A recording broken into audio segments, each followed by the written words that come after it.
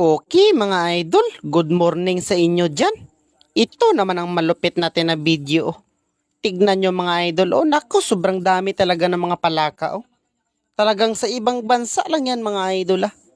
Yung mga palaka, pinapadami nila para hindi gawing pet, kundi para gawing ulam or pulutan sa tanduay or sa tuba pa. Ito yung palaka na talagang nakakain mga idol ha. Kahit wag mo siyang balatan or huwag mong kuhain ang ugat niya, talagang hindi ka malalaso nito.